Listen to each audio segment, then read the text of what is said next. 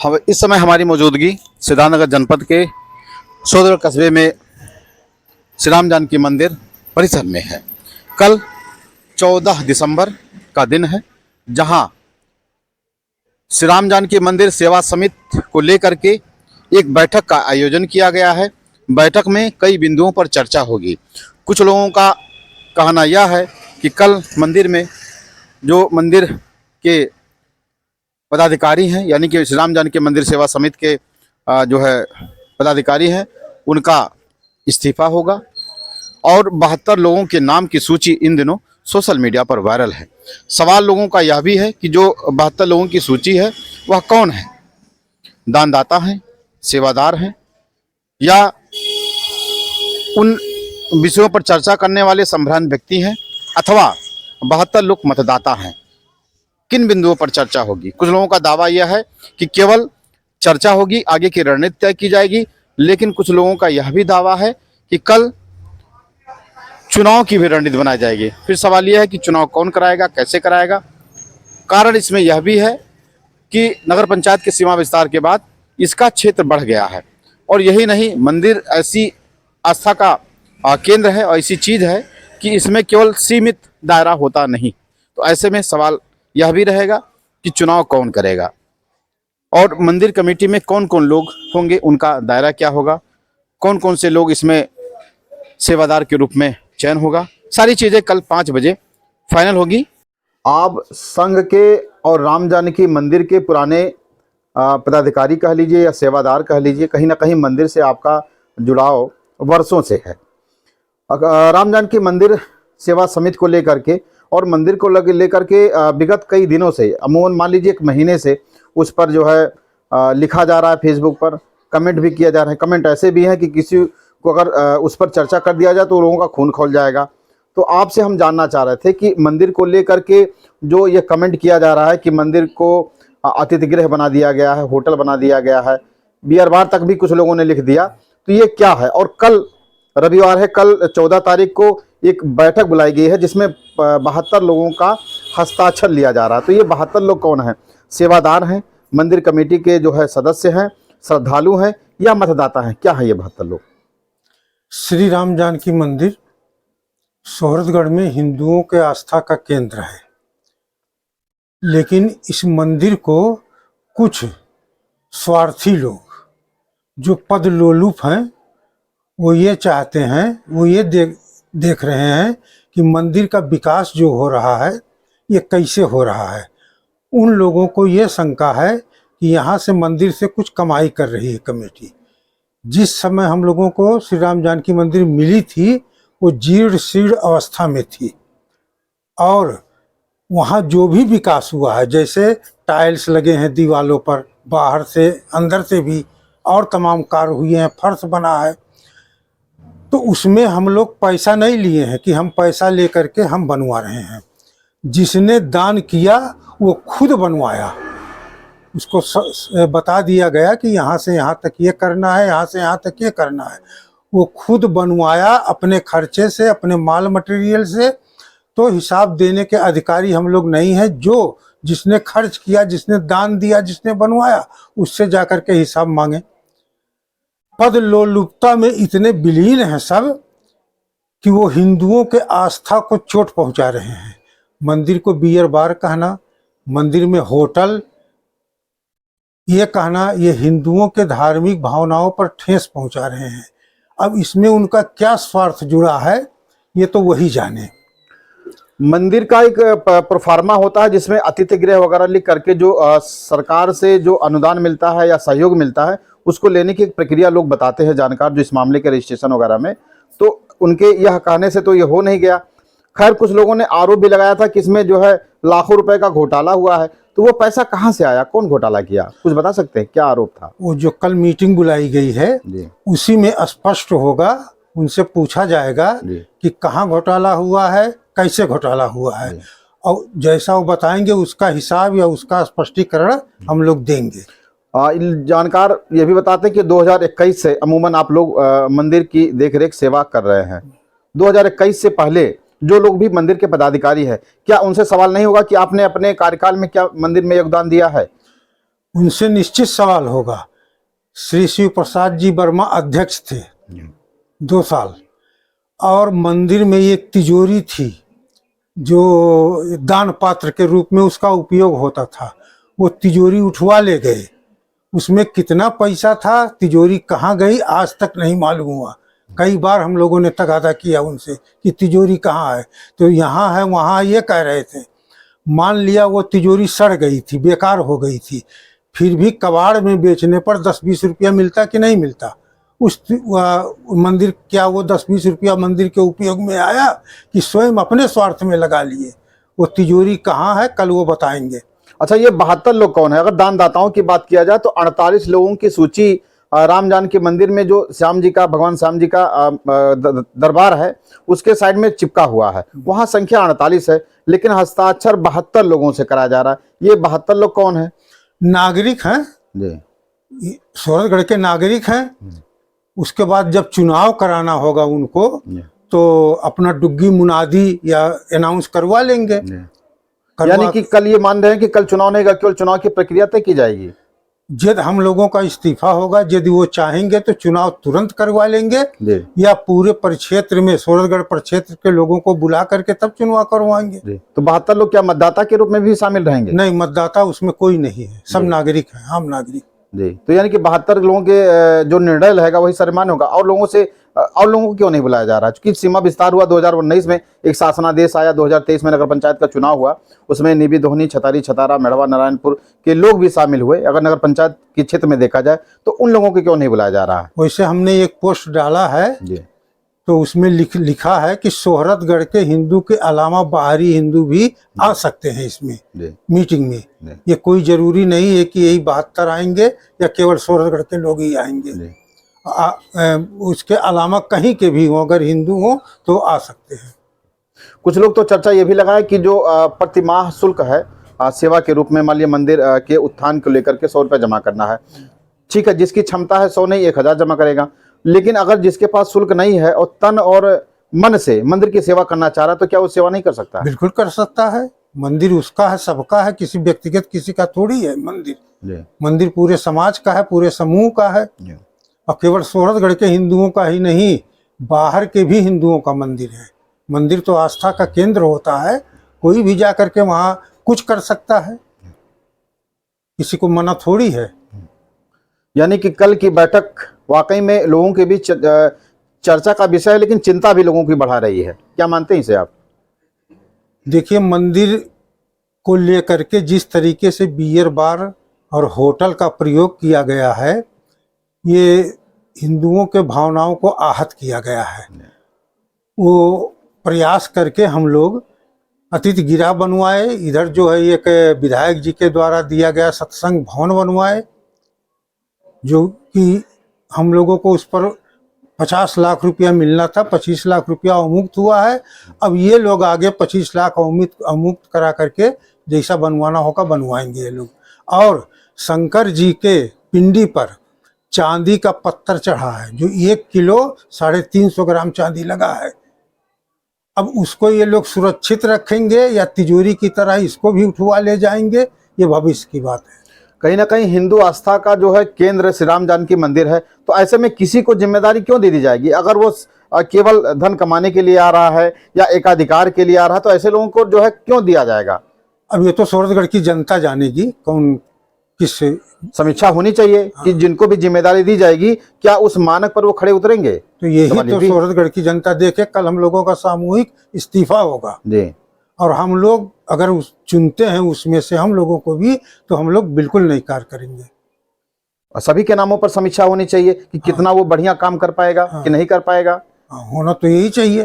वो सामाजिक है कि नहीं है, धार्मिक है कि नहीं है।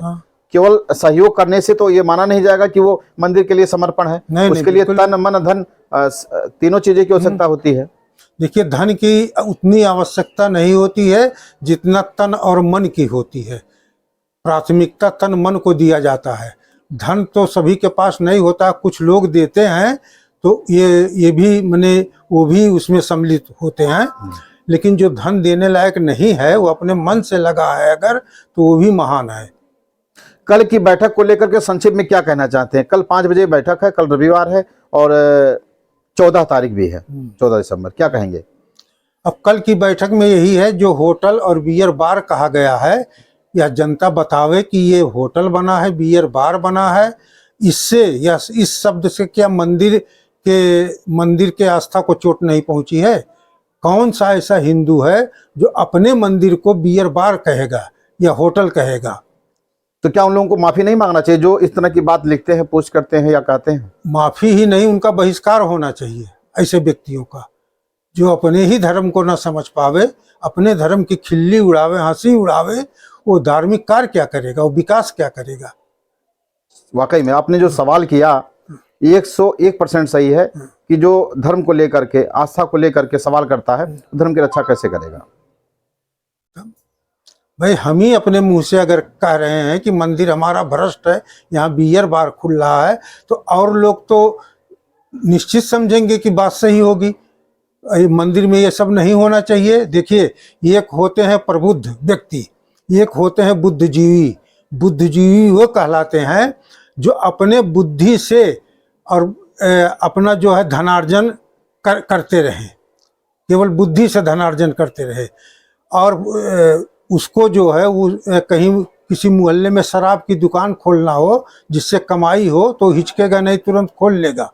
ये हैं बुद्धिजीवी, जो अपने बुद्धि से जीविका अर्जित करते हैं।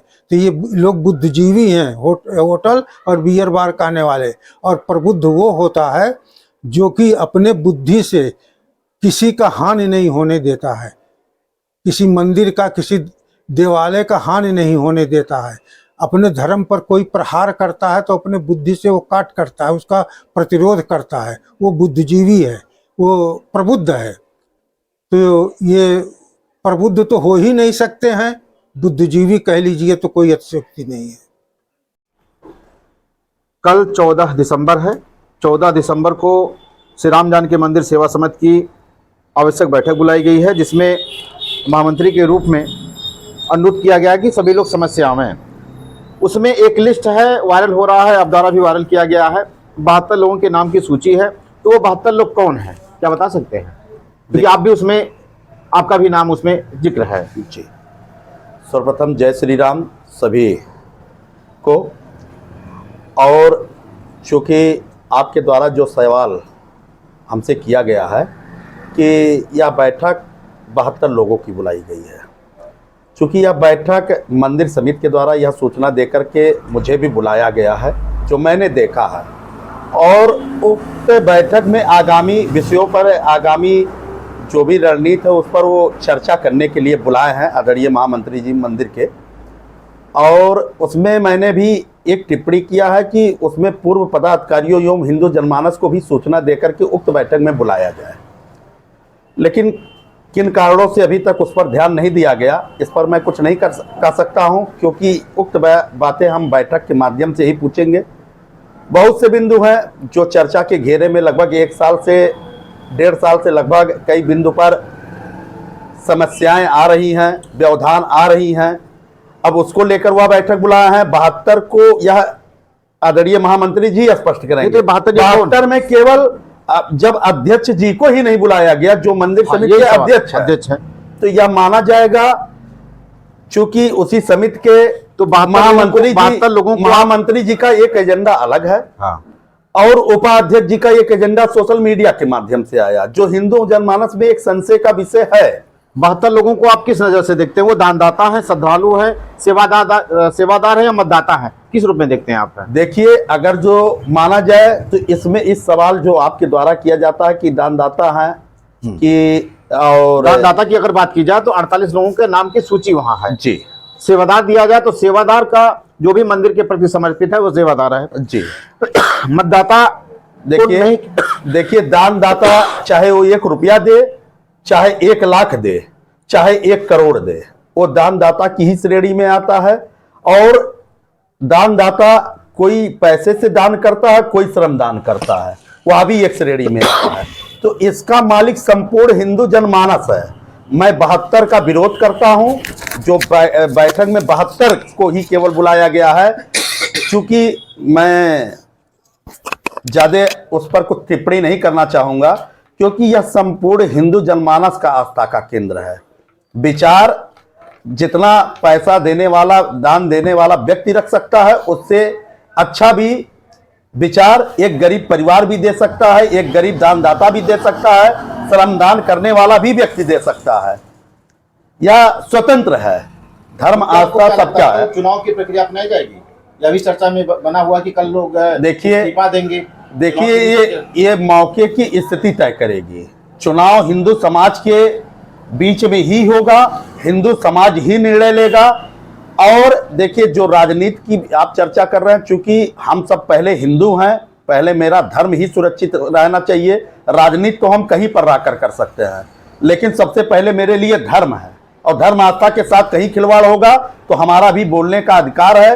स्वतंत्र रूप से मैं उसका विरोध करता रहूंगा, जो भी गलत कार्य करेगा। मंदिर को लेकर के कुछ लोगों ने ऐसी भी टिप्पणी की है कि अगर उस पर चर्चा किया जाए तो लोगों का खून भी खोल जाएगा। कुछ लोगों ने यह कहा कि वो जो है अतिथि गृह है, और भी नाम लिया, जैसे कुछ लोगों ने कहा कि ये होटल है, बियर बार, तमाम तरह की बातें हुई। देखिए, उन्होंने किसी ने आरोप प्रत्यारोप किस रूप पे लगाया है, ऐसे की भी बात आई हमारे देखिए, आरोप प्रत्यारोप का कड़ी है। जिसने सवाल किया है वह सवाल और जवाब बैठक में ही दिया जाएगा, चूंकि उनका कहने का उद्देश्य हो सकता है कि उनके पास कोई कागजात या पत्रावली उपलब्ध हो, वह उसको दिखा करके ही कह सकते हैं, कागज के आधार पे कह रहे हो।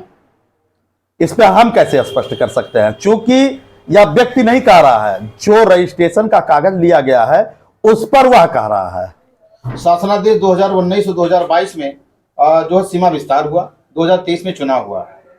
कस्बे के साथ साथ निबी, दोहनी, छतारी, छतारा, मेढ़वा, नारायणपुर के मतदाता भी अगर देखा जाए तो मतदाता के रूप में ये भी आते हैं जी। खैर, अगर जब धर्म की बात की जाए तो जो भी मंदिर से लगाव है, चाहे वो सोलगढ़ कस्बे का हो या सोलगढ़ से बाहर का हो, देखिए, सभी लोगों का तो निर्णय लेना चाहिए। फिर 72 से ही क्यों, सवाल ये भी आ रहा है। देखिए, ये तो सोचने वाले को सोचना चाहिए, जो जिम्मेदार हैं, वरिष्ठ हैं। मैं उनके सामने एक छोटा बालक हूं, मैं उनको राय नहीं दे सकता हूं। अगर जो राय दूंगा तो मुझे वो गलत साबित करेंगे। यह लड़ाई नहीं है, यह बेचारिक अपना भाव है कि कौन गलत है कौन सही है। समाज सबको देख रहा है। हिंदू जनमानस के आस्था के साथ जिम्मेदार जब खिलवाड़ कर रहे हैं तो यहाँ का भविष्य कहाँ जाएगा, ये समाज देख रहा है। एक सवाल और, इसमें जो मंदिर के अध्यक्ष रहे उदयराज साहनी जी, उनको क्यों नहीं बुलाया जा रहा, आपको क्या लग रहा है? देखिए, वही तो एक विषय है कि अभी हाँ, जो वर्तमान के अध्यक्ष हैं, जिसको मंदिर समिति ने स्वयं तय किया था, उन्होंने अपना बयान अभी पूर्व बैठक में अभी दिया भी है कि लोगों ने जबरदस्ती मुझे अध्यक्ष बनाया है। ठीक है, लेकिन तब भी आप समिति के लोग उनको अध्यक्ष मान रहे थे, तो उनको उक्त बैठक में बुलाना चाहिए। वह अपना, कम से कम हम लोग भी अपना विचार उनसे पूछते, आदान प्रदान करते, जो आम जनमानस को इस पर सामने दिखाई देता कि कौन गलत है कौन सही है, सबका आईना साफ हो जाता। आरोप भी लगाए गए हैं, कई लाख रुपए गबन का भी आरोप लगा, कुछ लोगों ने लगाया है, नाम नहीं लेना चाहता हूं। क्या सही है ये आरोप, सही है? देखिए, हम इस पर कुछ भी टिप्पणी नहीं कर सकते हैं। उस पर जैसे आरोप है, अगर जो आरोप प्रत्यारोप की कड़ी है, हो सकता है कि आरोप मंदिर समिति पर लगा है कि और किसी चीज पर लगा है, इस पर मैं नहीं कर सकता हूं, क्योंकि उन्होंने कारण क्या लिखा है, समझने वाले के ऊपर क्या समझदारी जा रही है, यह बैठक में ही दिखाई देगा। कल की बैठक को किस नजरिए से आप देखते हैं? कल रविवार है, 5 बजे की बैठक। देखिए, मैं बैठक चूंकि बुलाया गया है, मैं भी एक सामाजिक व्यक्ति हूं, बैठक का सम्मान करते हुए मैं बैठक में प्रतिभाग करूंगा। और अगर जो बैठक में हिंदू जनमानस को ले करके, जोड़ करके, समाज के सभी व्यक्ति का सम्मान करके अगर जो कोई निर्णय लिया जाएगा, तब मैं स्वागत करूंगा। अन्यथा उस बैठक का मैं बहिष्कार करके स्वेच्छा से, जो जिसको जिम्मेदारी है वो अपना जो कार्य कर रहा है वो अपना देकर, हमसे क्या मतलब है, समाज सब देख रहा है।